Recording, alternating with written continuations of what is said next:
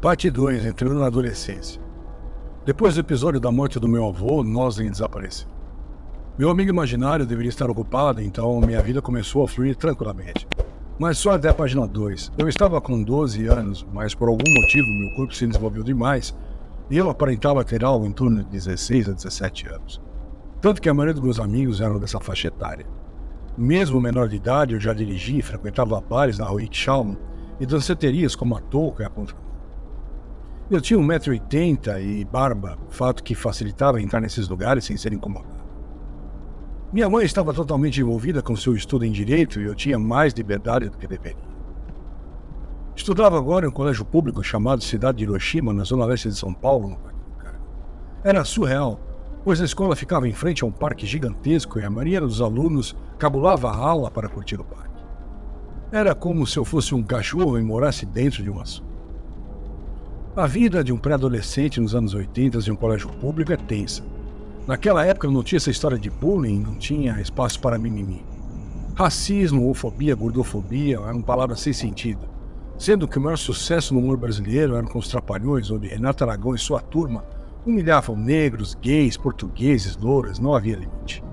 Coitado de você se tivesse espinhas, pois seria o roseira. Se fosse gordo, seria o chupeta de baleia. Se fosse afeminada, era o viadinho da escola.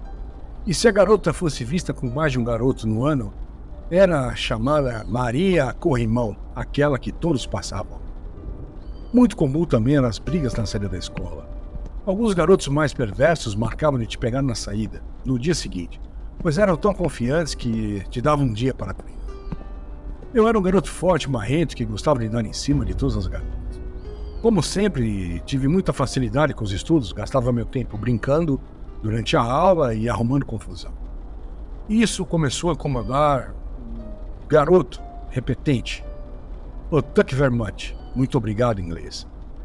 Um negão de quase 2 metros de altura, parecido com um jogador de basquete americano, começou a falar que ia me pegar lá fora. E o motivo era um só: mulher. A Sandra, a mais bela garota da escola, que tinha 16 anos. Apesar de ser mais novo que ela, eu tinha habilidades e consegui chamar sua atenção. Naquela brincadeira de beijo, abraço ou aperto de mão, consegui armar para pedir um beijo dela, e assim foi. Mas ao invés de um beijo bobo, dei um beijo de novela. Eu, thank you very much, ficou sabendo.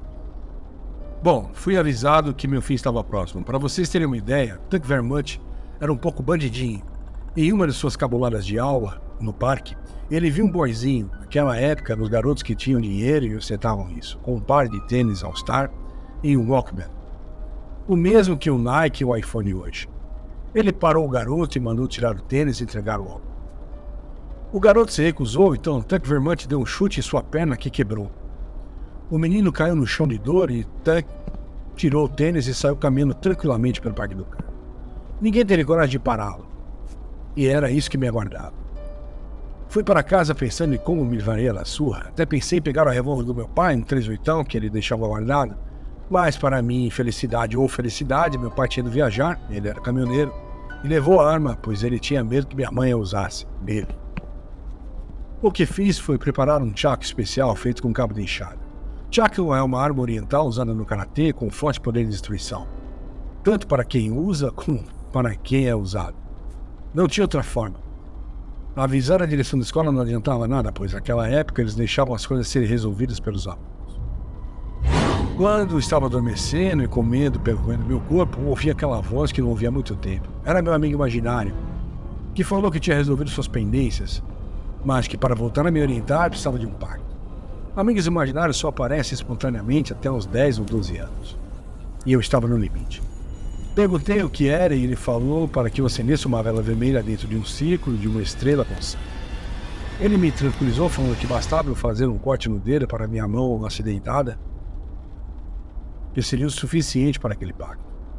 Com isso ele poderia continuar me ajudando sempre que eu precisasse. Perguntei para ele qual era aquela língua que eu tinha pesquisado na Barça e não tinha achado, e que só conseguia falar com ele. Ele disse com um sorriso sarcástico: é uma língua morta, o aramaico. E eu não imaginava que era o aramaico. Minha mãe, apesar de se dizer ateu, tinha um pé em bruxaria, dizia que tinha que entender para se defender, já que toda a família do meu pai era de umbandistas. Então ela tinha muitas velas. Achei a quinose juvenil e assim fui para o meu quarto validar. Eu tenho um canivete suíço e tenho um alto limiar de dor. Portanto, fazer aquele corte foi moleza. Desenhei o círculo, a estrela, acegi as velas e falei as palavras que Nosley me orientou. Antigos espíritos do mal, proteja essa forma humana decadente, transformando-a em um seguidor por vida eterna. Quando fiz isso, uma corrente de ar frio entrou pelo quarto. As velas apagaram e o sangue secou. Nosley não estava lá. Deitei e tentei dormir, pois o dia seguinte seria o dia da verdade. Ao chegar na escola, vi um clima sinistro. Pude ver vários professores chorando, muitos pais amontoados na entrada da secretaria. Não entendi nada. Ao entrar na minha sala, Robson Pierre, um grande amigo na época, chegou perto de mim e falou: Juninho, ficou sabendo do acidente? Não sei nada, o que houve? Por que está essa loucura na secretaria, Pierre? E ele falou: a Sandra ganhou uma mobilete dos seus pais e quando saiu para dar uma volta na Avenida Maria Luísa Americana, foi fechada por uma Kombi preta, escorregou e caiu de cara no chão, está totalmente desfigurada. Não acredito, cara. Mas calma, Juninho, tem a pior parte. Ao saber disso, que Vermont foi atrás do dono da Kombi e o ameaçou. O cara, como sabe a fama de Tank, esperou ele sair com sua moto e o atropelou. Tank teve morte cerebral, está no necrotério do Santa Marcelina. Já a Sandra está em uma clínica particular. Vão fazer uma plástica e ver o que está para salvar. Ela perdeu a vista e quebrou o maxilar. Em pânico, perguntei a PR: como você sabe de tantos detalhes? Bom, a nossa diretora reuniu todos no pátio e contou.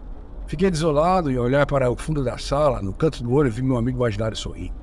Ele se aproximou de mim e falou: você tem que quebrar 6 espelhos com suas mãos para que a alma de Tank não venha te ver. Vá ao banheiro agora e faça isso.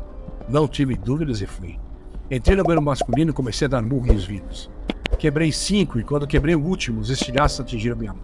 Nada muito grave, mas não parava de sangrar. Fui até o ambulatório e, em um momento de sincericídio, falei para o enfermeiro que tinha feito. Fui levado para a diretoria e, quando minha mãe chegou, fui comunicado que estava expulso da escola por mau comportamento. Não poderia frequentar nenhuma escola da rede pública. A última alternativa era uma escola particular, o Liceu Camilo Castelo Branco. Minha mãe não ficou nada satisfeita com isso. Ao chegar em casa, me deu uma surra com fios de ferro de passar. Foram 6 chicoteadas nas costas, um para cada espelho. Enquanto ela fazia isso, Nosley estava no canto do meu quarto assistindo tudo isso. No dia seguinte, ela me matriculou no Liceu Camilo Castelo Branco, onde minha jornada de terror só aumentaria. Mas essa é uma outra história. Se você gostou dessa história, aguarde, porque em breve teremos a parte 3. O terror no Liceu Camilo Castelo Branco.